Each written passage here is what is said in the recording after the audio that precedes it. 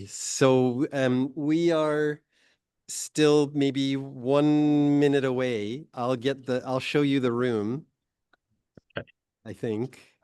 Oh, okay. So yes, so basically I will get everyone back into the room so that we can start. Okay. So I'm really looking forward to this session. So hold on 1 second. Let me get everybody back in.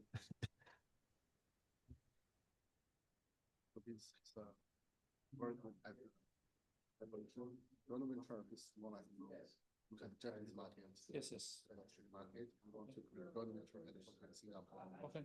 So, what's the guy's name? Can you tell? Are you on LinkedIn? Yeah. Yeah, you put him. Yeah. So Okay.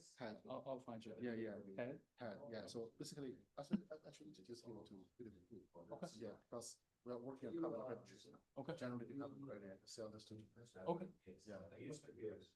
So I will just find you right here. Sure.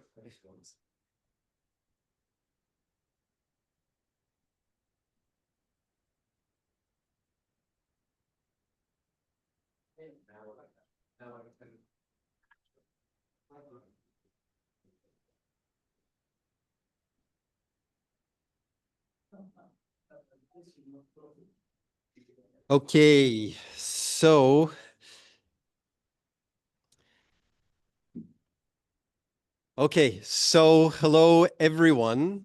I'd like to welcome you back to this session. And again, we have a team across Europe actually joining us. And although this is the last content session, for me, this is sort of the critical piece on how we actually manage all of the things that we've been talking about. And so we have some of the world's leaders here with us today in terms of Mario, Biljana, and Richard, actually, who are going to share their perspectives. And again, I'll turn the camera so you all can see the audience a little bit as well. But we also should have a number of people joining us online. So I'd just like to thank you for being here.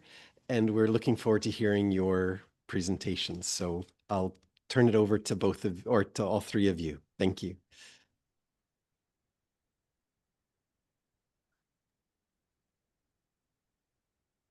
Well, thank you very much, Philip. It was really a very nice introduction. Thank you. And it's a great pleasure, of course, to be here.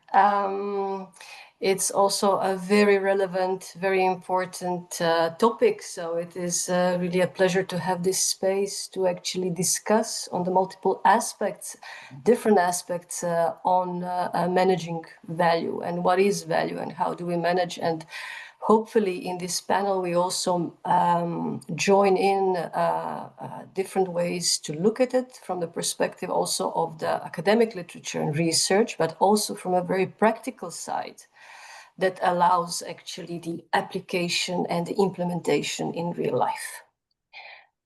So maybe, Mario, shall we then start with a small introduction of everyone, and then we will share, first of all, our perspectives on the topic of performance management of value, and then, of course, open the floor for a discussion that, is definitely, I expect to deliver some more insights and more interesting views. Mario, would you like to start? Sure. Hi, everyone. I hope the conference has gone well.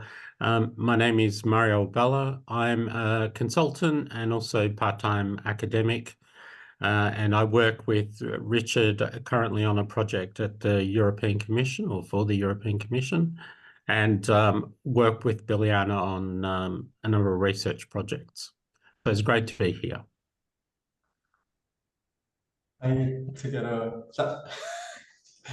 This is Richard. I'm economist from my profession, and I'm working for WifOR. WifOR is an independent academic research institute, mainly based in Germany, but we work for several multinational corporations, for the European Commission with Mario, and also for other ministries and associations. And we help corporates or ministries to measure the impact of industries or of corporates themselves and help them then to use those data points to manage their impact to society and manage value.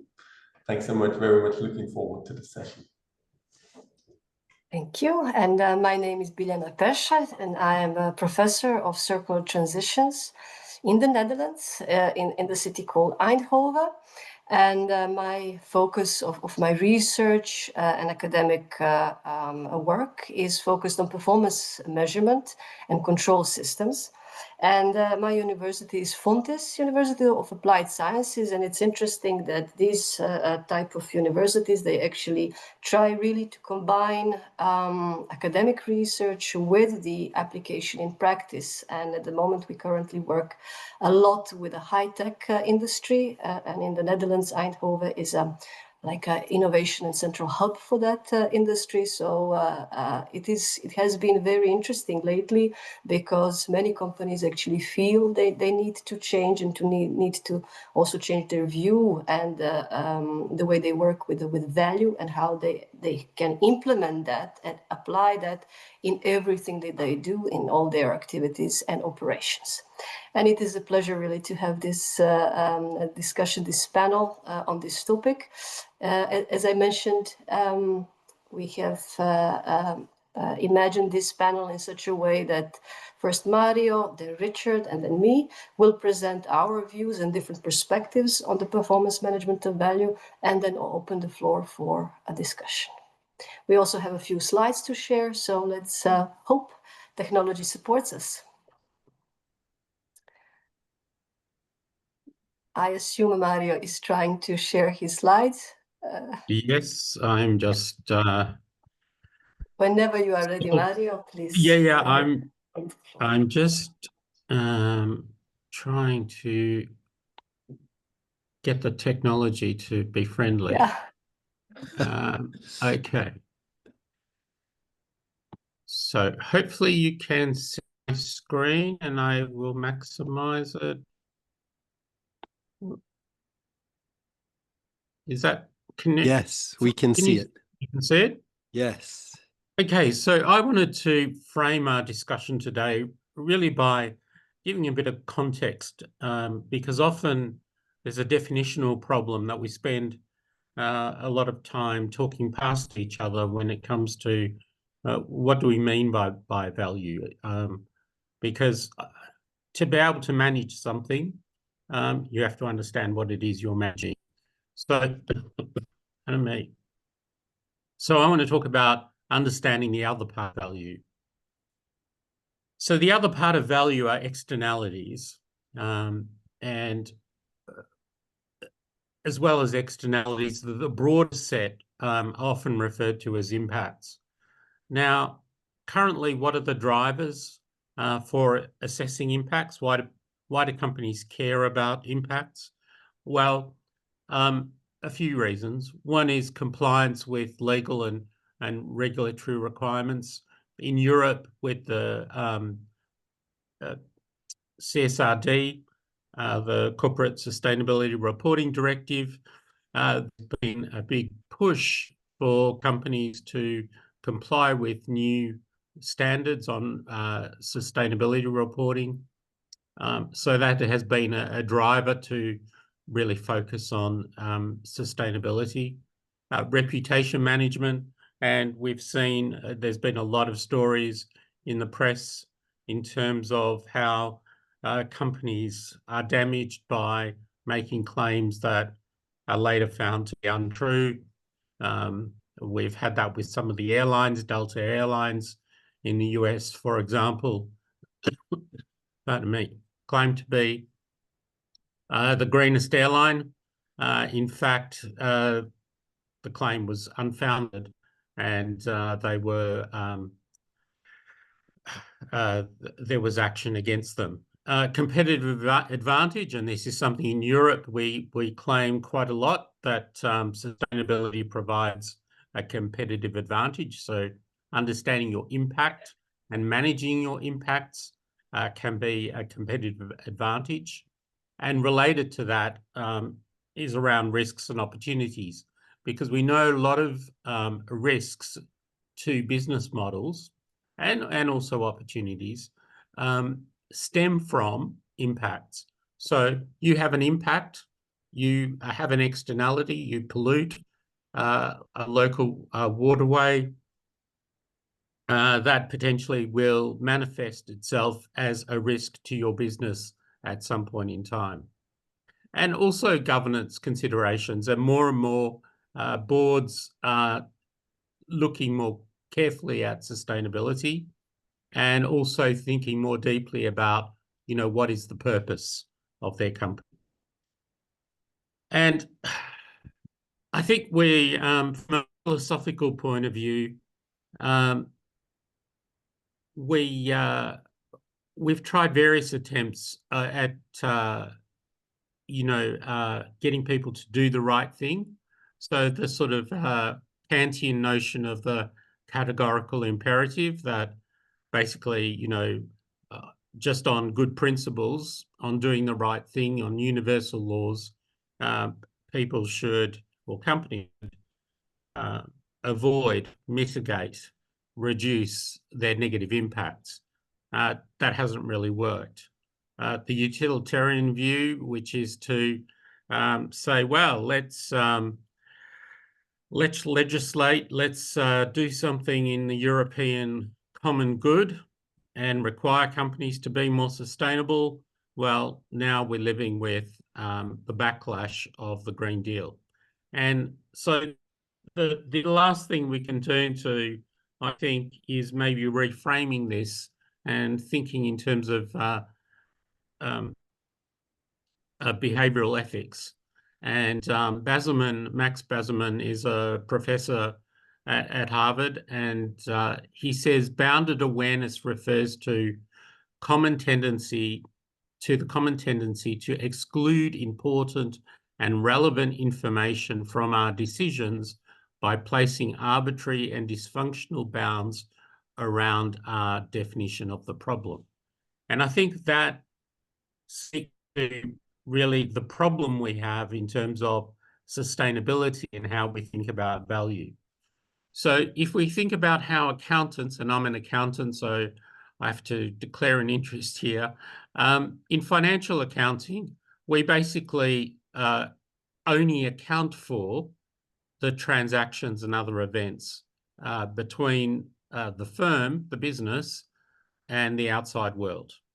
So we enumerate these transactions, we aggregate them, and we prepare a balance sheet and a profit and loss statement.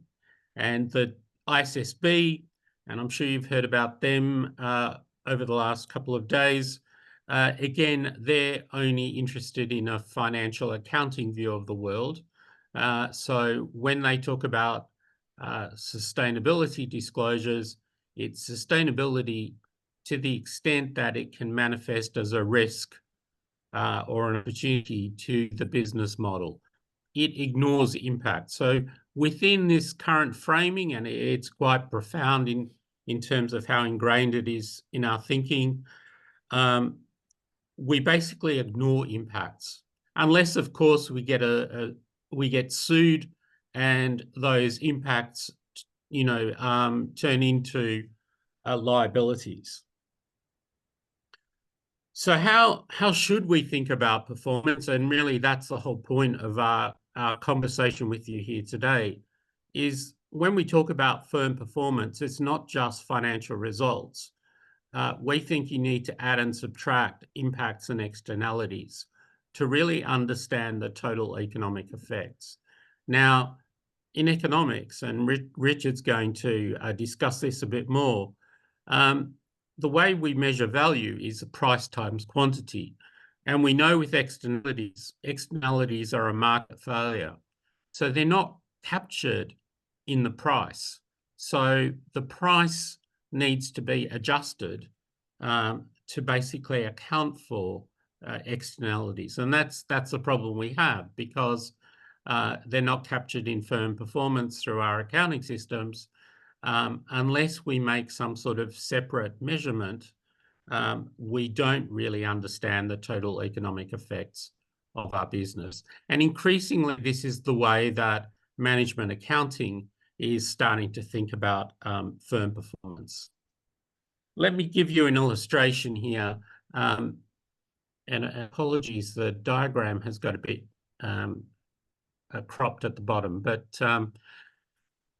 what's in front of you here is a chart from the Food and Land Use Report back in 2019, and it shows that the global food system has a market value of $10 trillion.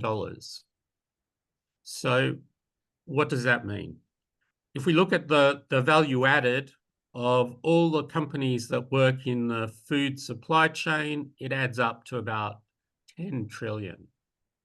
Now, when you then look at the negative effects health has in terms of, food has in terms of health, for instance, obesity, you can see these are in the legend here, malnutrition or undernutrition, the effects of pollution and pesticides on disease, and then look at the negative effects on the environment from all this land use, and then look at negative economic consequences, particularly food loss.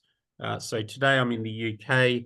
In the UK, we throw away about half of the food that we purchase.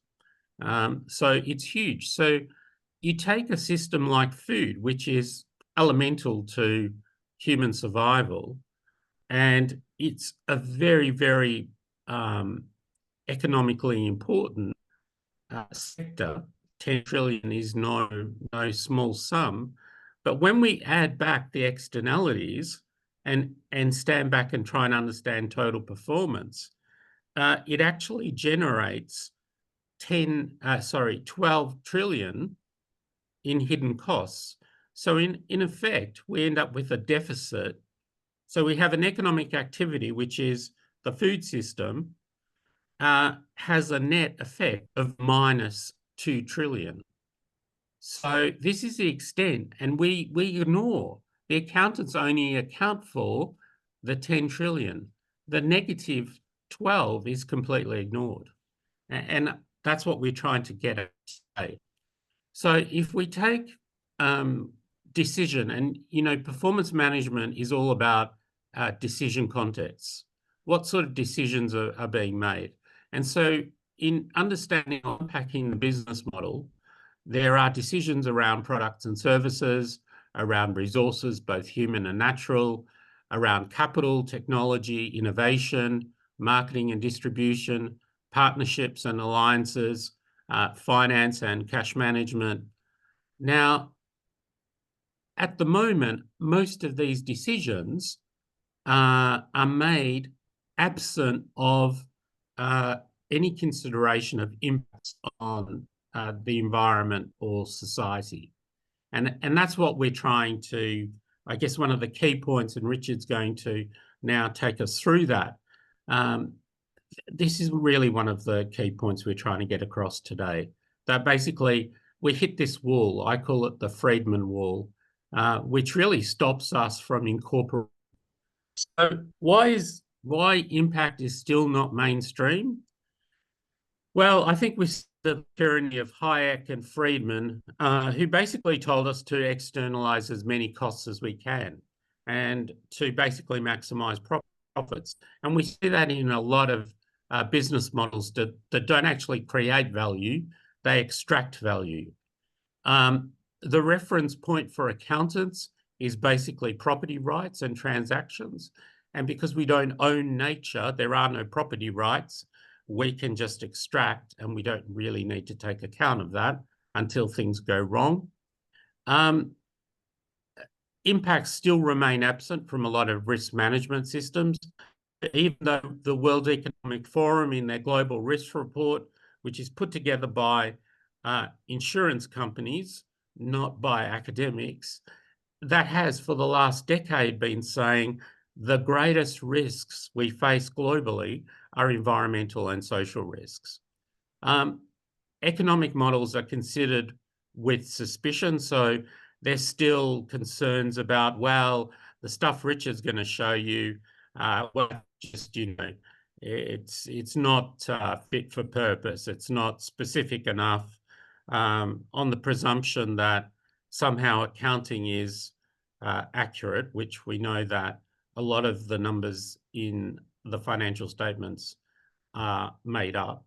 Apart from cash in the balance sheet, all the other numbers are estimates. So I think we need to get over the fact that, yes, some of these numbers may not be perfect, but numbers are perfect, and yet we still make decisions. So what are the entry points? The entry points are to, when we're talking about value, to look at our products, looking at how we can use resources more efficiently, risk management, and maybe getting businesses to take a longer term view to look at business model viability. So, you know, will this business model, if you go back to the food example, will this business model withstand all the actions governments are now taking to try and tackle obesity and, you know, the consumption of ultra-processed foods, etc. So with that, I now want to hand you over to Richard, who's going to take you through, well, how do you actually do this stuff? Thanks so Richard. much. I share my presentation. Can you see it? Yes, perfectly. Cool. So great. So I directly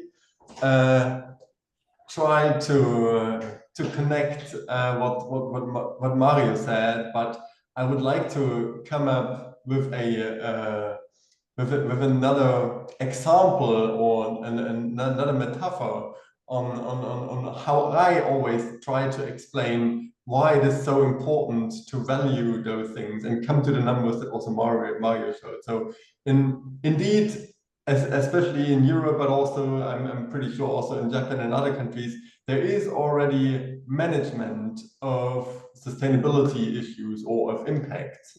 However, usually it is done in tons of GHG emissions, so in outcome metrics or cubic meters of waters. And when you look at those decisions, it is quite hard to make decisions based on those physical values because they are so badly understood by the audience that is not within the topic.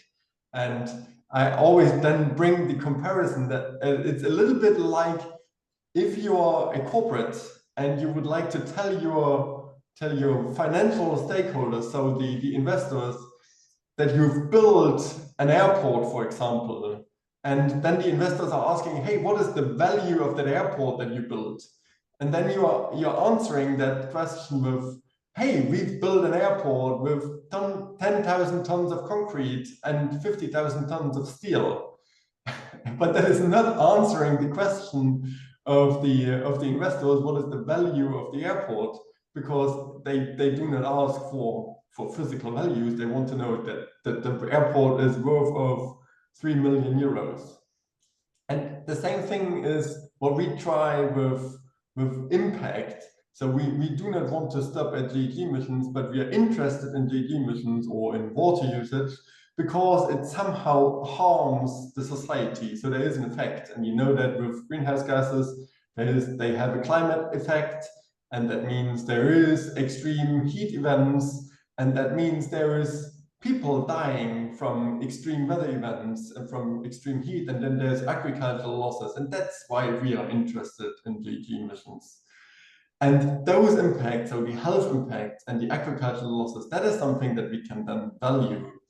And there is a quite huge literature on that, and I'm pretty sure you talked already about that. And we try to narrow down because that's quite hard for corporates to do the whole analysis of measuring the impact. We try to narrow it down and help them by providing them with value factors. And those value factors condense those economic models to one number. And you know that, for example, with the social cost of carbon, probably that's something that you already heard, that you can then multiply the GHG emissions in tons with a value factor that shows the economic damages in euros, and that means you can translate the GHG emissions into a monetary value. but you probably know that this is possible, or you've known those numbers for GHG emissions, and there is a bunch of economic actors or institutes and different kind of actors. So this is a German the German EPA, let's say, and then there's academic research, and then there's other consultancies, and also the International Foundation for Value and Impact, which recently merged with the Capitalist Coalition. And they provide corporates, but also other stakeholders, with value factors, not only for GHG emissions, but for a huge range of other indicators. And they do not only do this for a global number, but they also provide country or even local specific value factors, such that you can translate the economic, the water usage in Bangladesh in a specific region into how does this damage the society. And we use those value factors, and we also build those value factors our own, but we use those value factors to then create such beautiful impact statements for corporates and industries. And I just brought you an example from a recently published study for the consumer industry. We have done this exercise not only for the consumer industry, the global consumer industry, but for 12 other sectors globally. And we also can provide you with numbers on different, on specific countries. And we do not only include the own operations part, so what is directly happening in the consumer industry, but we think that it's so important to also capture the full upstream supply chain.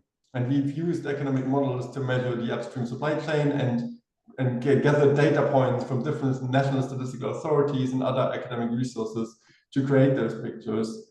And then we normalized all those impacts to €1 of revenues to make them comparable.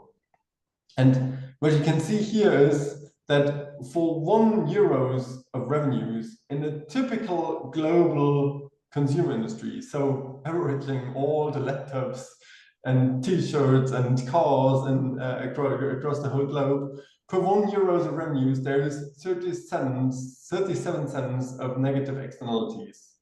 And most of those externalities are in the supply chain. And according to our study, most of those externalities are because of water usage and water pollution. And in addition to those 37 cents, we have 17 cents of negative externalities due to occupational health and safety, but also human rights issues. And we have a positive spillover effect of training of 3 cents. And those numbers can be compared not only with corporates, but also between industries. I'm not sure, usually I do this then in an impact guess game and ask you what's your guess on what is the worst industries, but we do not have time now for that. So I simply show you those numbers, but hoping to get some attention afterwards and hearing your questions. So consumer goods industry is somewhere in the middle. There is some other good industries that is typical to service industries, which only have 8 or 18 cents of negative externalities per €1 of revenues. But we also have the food and beverage industry, which according to our research shows that there is €5 of negative externalities per €1 of revenues. That is a tremendous number. And even 37 cents is a tremendous number, but because that would mean that all consumer industries would not be profitable anymore. And for €5, that's really a net negative industry. So you do not have captured any impact, or only a small portion of this impact are captured somewhere in the market price. And of course, those numbers do differ heavily between countries. So when you look, for example, at the consumer goods industry between countries, then you see that India has 81 cents of negative externalities per €1 of revenue, and UK, or let's say Japan, has 15 cents of negative externalities per €1 of revenues. And that is quite interesting as such, because it also helps policymakers to steer and look where is the largest impact, where can I make action. But we use those numbers to help corporates to make action. And we use those numbers by comparing the impact of corporates in a total similar way with that of industries. And this is an exemplary figure where we can then show, hey, here the corporate has a positive, has a negative impact of 15 cents per euros of revenue. But in comparison to the typical consumer industry, this is quite low. And you can then also see that it has a superb performance in own operations, but it has a very, really bad performance in the supply chain. And you can then also see, okay, where does it performs bad in terms of water or in terms of air emissions? And you can then really identify hotspots where they shall then prioritize and take action. And in addition to that, well knowing that there might be lots of questions now, I also want to show you that those numbers and how those numbers are used. And I'm only able to share you a few examples because those numbers are heavily used within a wide spread of areas of corporates. Because those numbers can be used either in target setting or strategic decision making. One of the most prominent examples is really the materiality assessment. So when corporates need to decide on which topics are most important, they really struggle if they do not have science-based data on whether they shall focus on living wages, water, GHG emissions, or air pollutions, when they do not know any guidance, and stakeholder questions are quite confusing lots of times when you ask them what's more important. But then, of course, the more difficult thing is when you do really trade-off analysis. So when you really do a location strategy and you need to decide on whether you want to move into India or Bangladesh with your office. But then, of course, strategic controlling, progress monitoring, and it's quite heavily used in addition to communication and reporting. Giving you a little bit more sense, I brought that example of a materiality assessment. So corporates in Europe, it's under revision, but large corporates already need to do a materiality assessment according to ESAS, and they shall do it science-backed and data-based. And some corporates are already applying impact valuation and then compare the impact of different indicators and define thresholds, which impacts are then material and which topics they prioritize most. And I also want to bring one example that, of course, those data points can not only be applied on a corporate level, but if you have product-specific data, then you can also do product-specific decisions. This is a procurement decision that a corporate has done where they wanted to decide on whether they buy their bulk seed from China, Australia, or from the USA. And you have different impacts between GHG emissions, water consumption, and child labor. So they needed to do a decision, and it was not clear what is the best sustainability decision. So they applied impact valuation and those value factors to do a better decision there. And then I have one slide where you see that lots of corporates using those impact valuations then for stakeholder engagement, investor relations, and especially for public affairs when they want to communicate to public stakeholders what is the impact that they create, not only in economic terms, but also in terms of sustainability. So they speak to an audience that is not aware and not experts in sustainability topics. So they translate it into euros such that those numbers and the impacts that they create are understood by public authorities. With that, I'm very much eager to hear your questions on that, and I hand over to Biljana. Thanks so much. Thank you. I will now also take some moments just to share my presentation. I hope you can see it. Yes. Yes.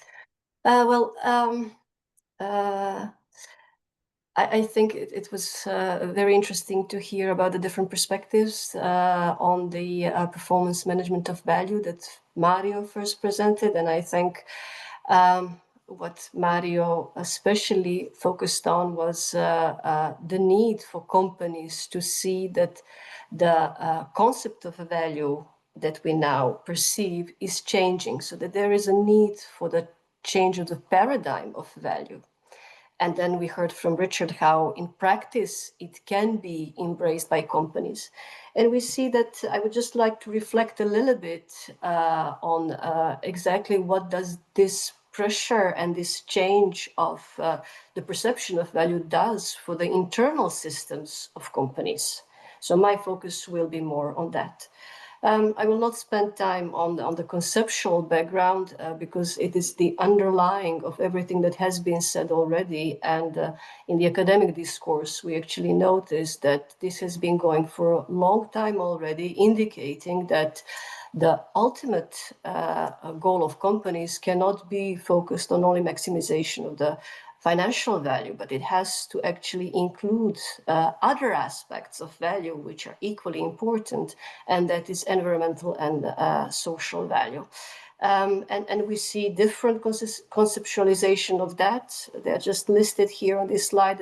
It is only a selection, of course, but there are different approaches and different views. The changing concept of value, the paradigm of value, has an impact on how companies now perceive what is their purpose and what is their actually ultimate goal. So basically, what is said and what we hear from the academic audience, but also more and more present in the practice, is that companies perceive or should perceive the value that they are creating in a much broader view as a delivery of the long-term value in financial, environmental, social terms. And this is quite complex. This is not without its challenges, but it is very important to have this as a guiding objective or the ultimate goal of companies, because it has been quite different in the previous period, and the change of this perception has to take time and to really deliver some outcomes. From the perspective of performance measurement, this concept of value and the perception of what the firm performance should be about is actually guiding the design of the whole range of different systems within the company that are then used for, on one hand side, reporting and disclosure, but also for simply strategic management of companies. And this is where I would like to spend a little bit more of time. Simply, the performance management systems, they are used to collect the data, to measure, monitor, and at the end also to hopefully improve the performance in the way that it is then defined. And in this case, of course, as I said, and as we are discussing here, this value should be incorporating financial, but also environmental and social value creation. In that sense, companies then face two different groups of requests or needs. And that is to use this data, the performance measurement, for regulatory compliance, for reporting and disclosure. And on another hand side, also for improving their own competitive advantage and simply for strategic management purposes.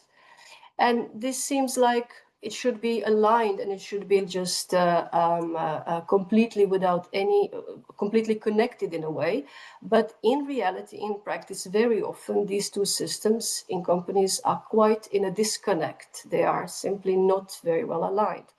And there are some reasons for that. One is, of course, that for reporting and disclosure, there is a need for reporting on generic indicators, more or less, the ones that are the same for a number of companies, if not for all companies, such as CO2 emissions.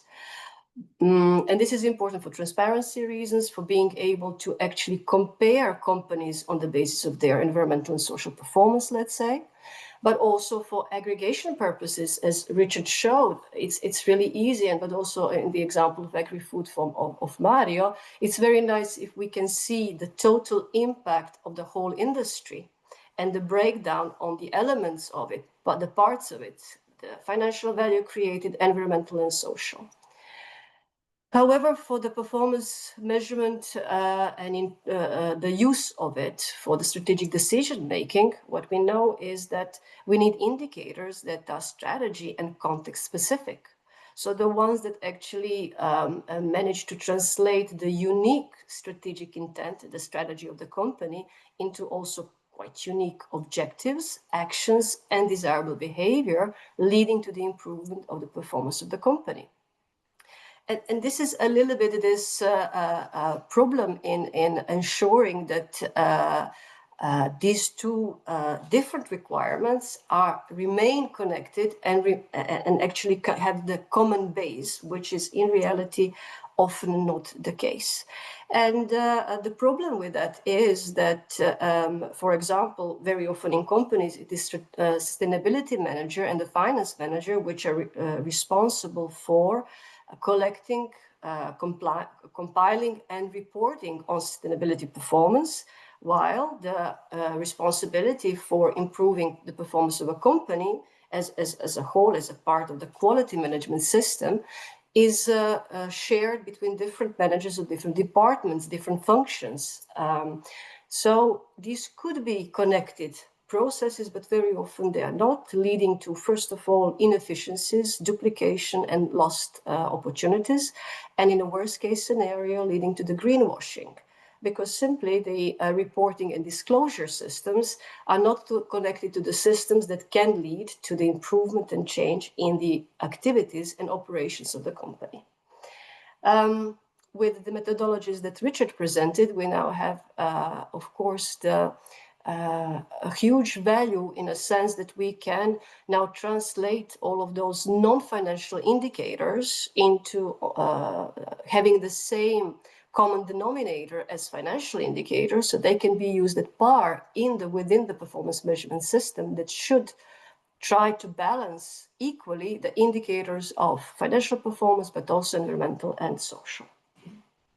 So what is now present in the academic literature is the focus on ensuring that the systems for performance measurement that are used for different purposes, reporting and strategic management, need to be integrated, because only then we can ensure that companies are really basically engaging all of their resources and also connecting their activities to the strategic intent and to their sustainability ambition.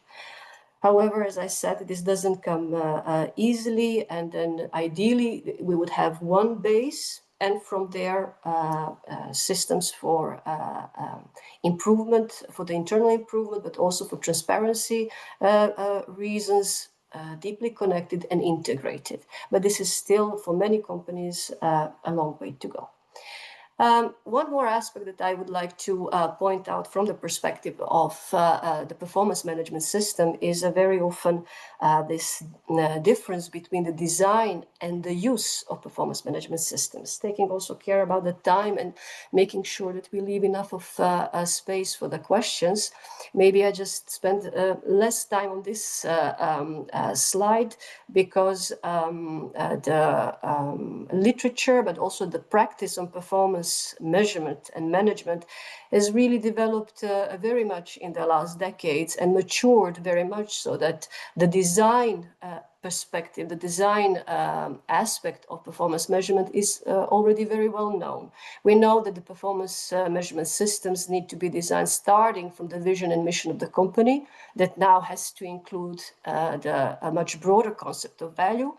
So the ambition to create the purpose of the company to be also a driving force of the creation of the value, which is the financial value for the shareholders, but also environmental and social value. This needs to be translated clearly into how exactly the company plans to do that. So the strategy and the value proposition that differentiates the company from its competitors. From there, it needs to be translated into strategic objectives. The ultimate objective, as I said, should be now focused on the creation of the total value. However, this in this way that you cannot manage the everyday activities of the company. So this needs to be broken down into the drivers of that total value. And that's very important because, as we have seen, it can happen that the total value created by the company increases, but it could be increasing because the financial value created is increasing at the expense of environmental and social value, which are actually being then, in this case, destroyed by the activities of the company. Therefore, it's important to break down the total value into the ultimate objective into the objectives on, let's say, the lower level, which are then the drivers of that ultimate objective.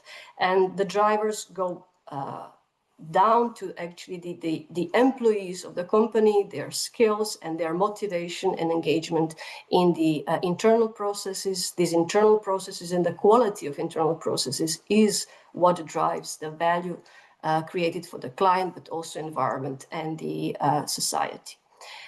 This needs to be reflected in performance indicators that measure the level of achievement of objectives. And what is very important and should not be forgotten, it has to be also reflected in a reward and incentive system. So, for example, in my research work and consultancy work, when I want to see to which extent the company is actually serious about really achieving the proclaimed sustainability objectives, I always take a look at the reward and incentive system, especially for managers, to see whether there is a compensation based on the level of achievement of sustainability objectives. If all of their compensation is based only on financial indicators, that it is unlikely that there is a good support for the achievement of sustainability objectives. But this is just the design, and we have improved, and with the methodologies that Richard presented, we have advanced very much in the ability to measure the level of achievement of all of these different types of objectives. But still, the data is important and a key, but still it's only the beginning. Because only once we have the dashboard, once we have the data, we need to mobilize everyone in the company in the regular strategic dialogue where we mobilize the collective and create the collective intelligence that understands the trade-offs, not only between financial, environmental, and social, but even within those groups of performance, and to help interpret the drivers of performance and possible ways of improvement. And this has to be embedded deeply into the culture and the values of the company. So that's a little bit maybe more as a teaser than really a full exploration of these elements. I thank you for your attention, and I would like now to invite the audience to actually ask the questions that hopefully we have sparked with the topics we have presented.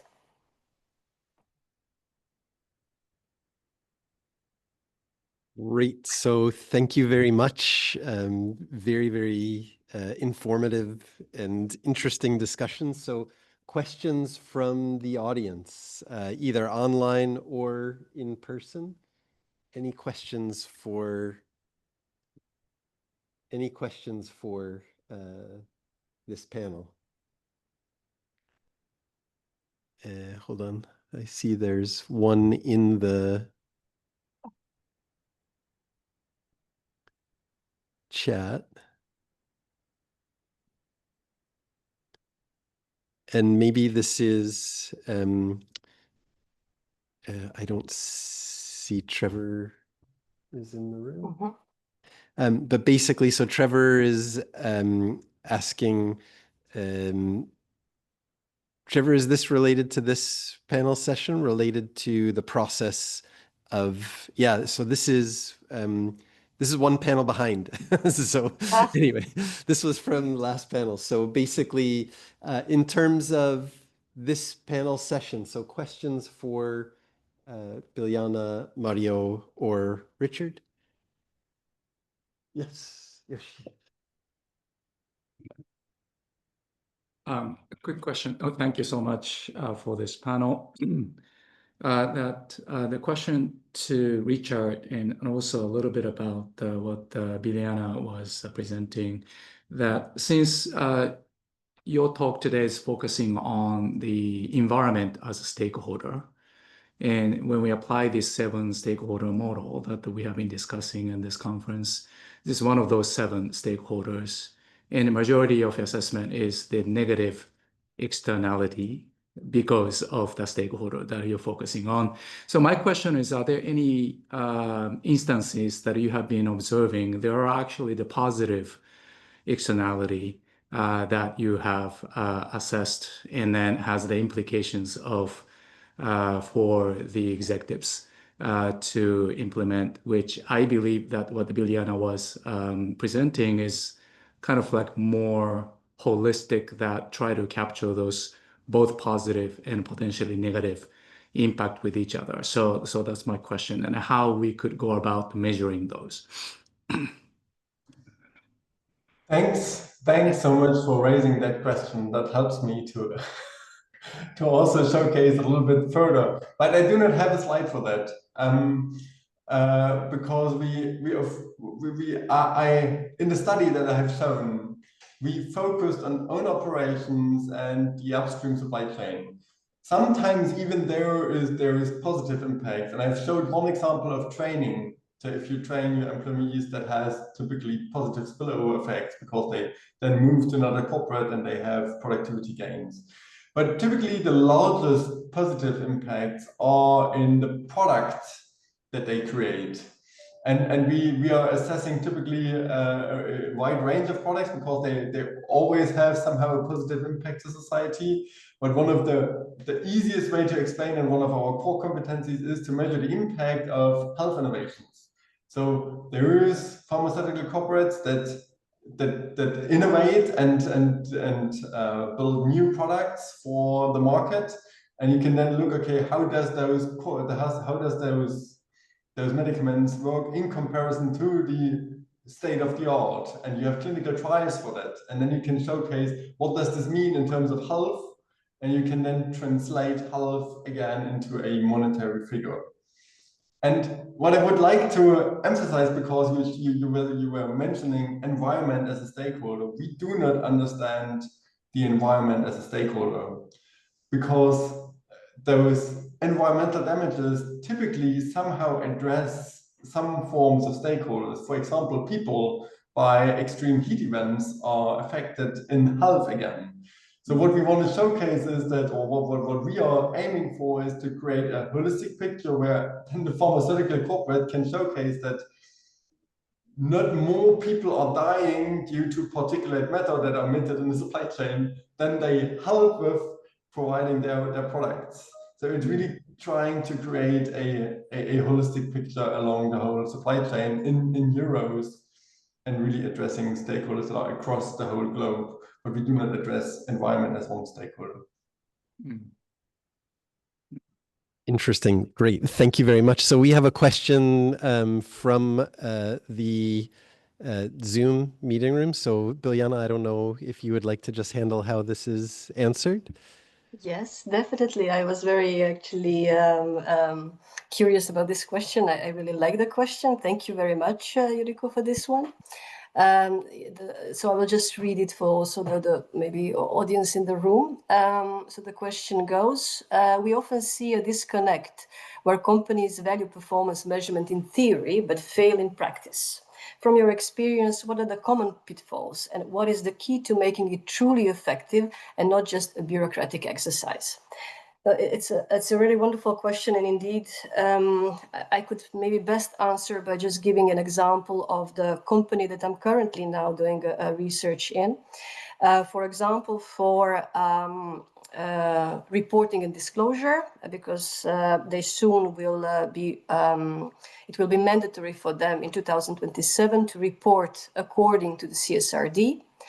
And they are preparing already for that. So their sustainability manager and their finance manager are in charge of preparing those, collecting the data and preparing the report that would fit the requirements of the CSRD and the topics that they need to report about. The company is in the area of the healthcare, by the way, in that business. And then on the other hand side, for internal purposes of improving the performance of the company, they are using a Hoshin quality management system. I don't know to which extent everyone is familiar with that one, but yeah, they could be using also a balanced scorecard or similar frameworks, just to make sure that from their mission and purpose, they can actually translate that into the strategy and into the objectives for each and every department, and be able to manage all of their activities. There, in the Hoshin system, they basically use the Green Deal as the basis for defining sustainability objectives and trying to incorporate as much as possible these objectives related to the environment and society into just the regular business, their core business. And there they don't have that much pressure. There is, if they do not manage to achieve these objectives, yeah, nothing too bad is going to happen because they do measure, they monitor and track. They do not reward people based on the level of achievement of sustainability objectives. They're trying to do their best, but they also say, well, our core business is why we are here in this world.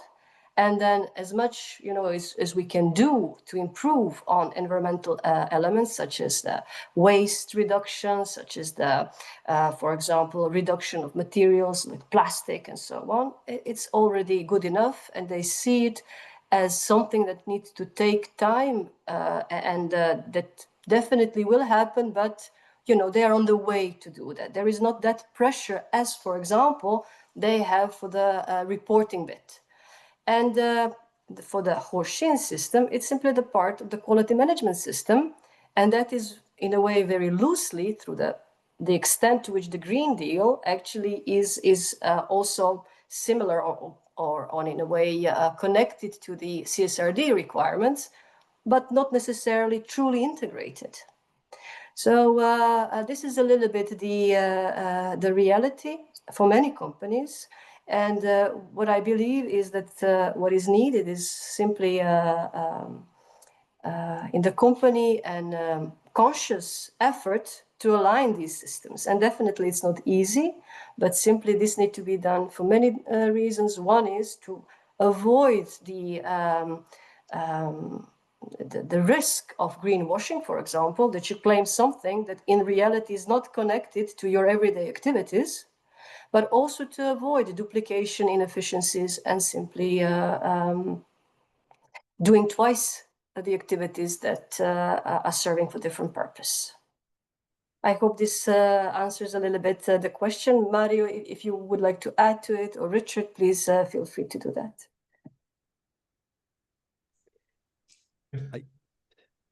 I'm not supposed to ask any questions. I've been trying to hold back asking questions from any panel, but it's the last panel, and so I've got one question actually for Richard. For the data that you showed us, that was really incredibly interesting.